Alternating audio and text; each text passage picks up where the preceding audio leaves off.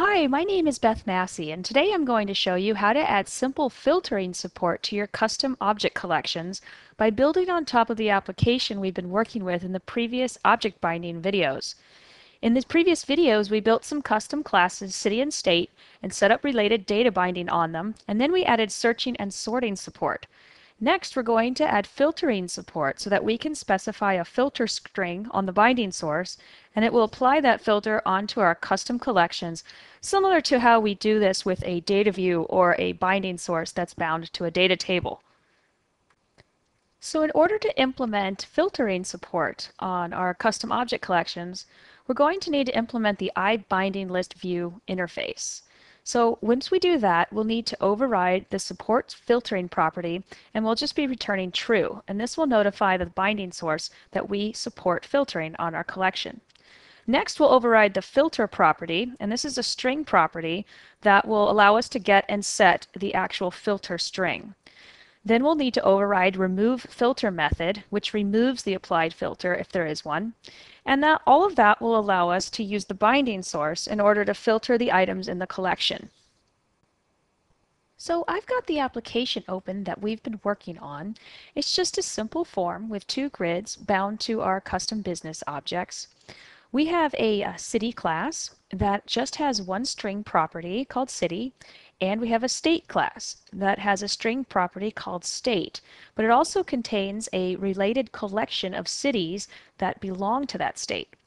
This collection is the custom collection that we created called Searchable Sortable Binding List. Now we want to add filtering support to this collection. So the first thing I'm going to do before we actually implement the filtering support is I'm just going to rename our class because it's not just searching and sorting anymore, it's going to sort. So let's just name it something a little more generic called My Custom Binding List. Click OK. So that will rename all the references in the project for us too. So before I write some filtering code, we're going to take a look at what we already have for searching and sorting support. So searching support, just to review, is very simple. The first thing we did was we overrode the support searching core property to return true, and then just overrode the find core method. And these methods and properties are on the binding list of T. So we're just overriding these.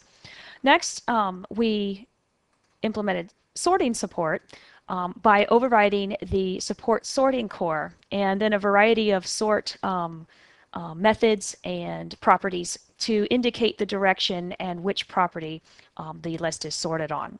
One of the key, you can review that video if you need to, but one of the key fields here that we've got is this original collection.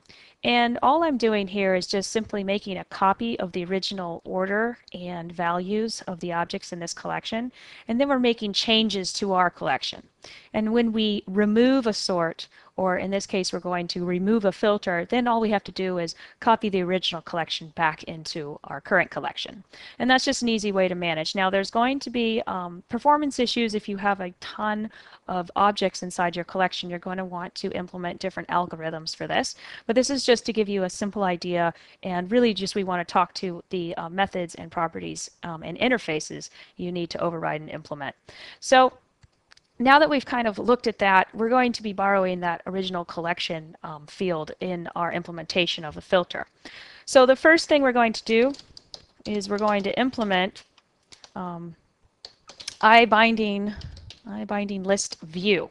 iBindingListView will give you the advanced sorting and filtering capabilities. Okay, so advanced sorting meaning that you can sort on multiple properties, okay, and directions. Right now we're only supporting one property and one direction to sort on.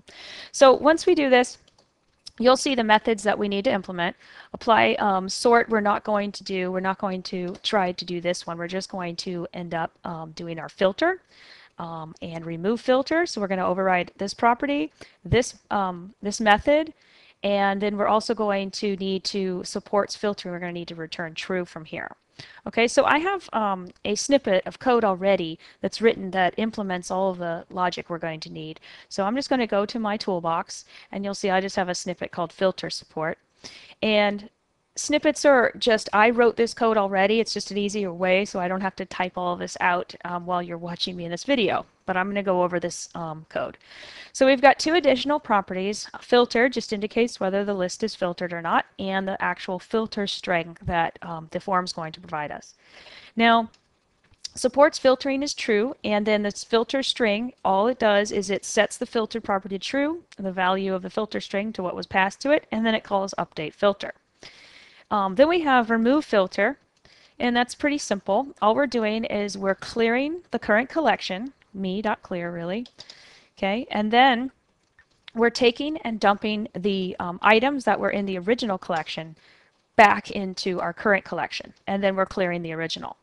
So you'll see here an update filter is where we read the expression that was passed us and where we fill up our original collection. And then we remove any items from our current collection that we're not matching the filter. Okay, so what we're doing is looking for the equal sign. Okay, so a filter will come in that looks something like this.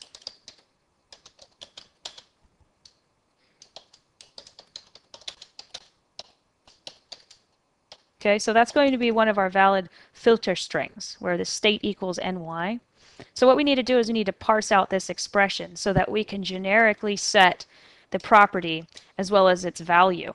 Okay, so I'm just getting the property name, its criteria, meaning the right-hand side of that expression. Okay, and then we're just going to go ahead and add all of the current items that from our current collection into an original collection. So we're basically just saving all our items.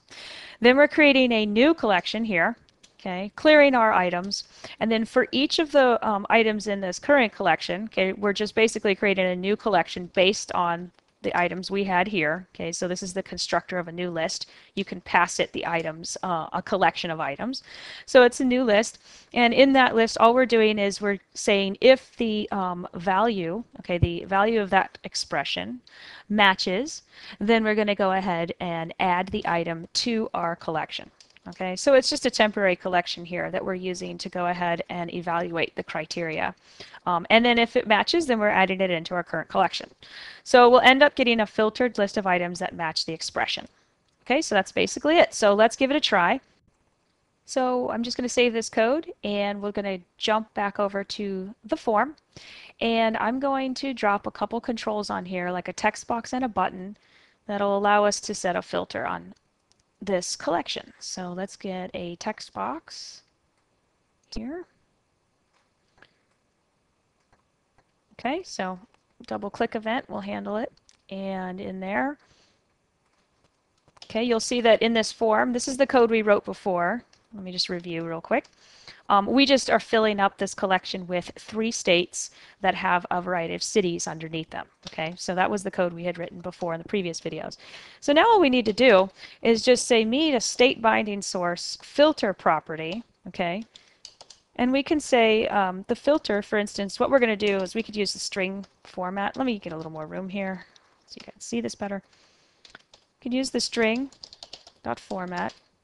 Okay, to create our filter string, which is going to be in this structure, state equals. This is sort of just a placeholder, okay, for the argument that's going to show up right there where that zero, that curly brace 0 is. So basically what we're going to say is me.textbox1.text. Okay, oops, there we go. Okay, then that's about as easy as it's going to get. So we're just saying where state equals where we specify the text box. So let's give this a try. Okay, so now you can see all of our states here.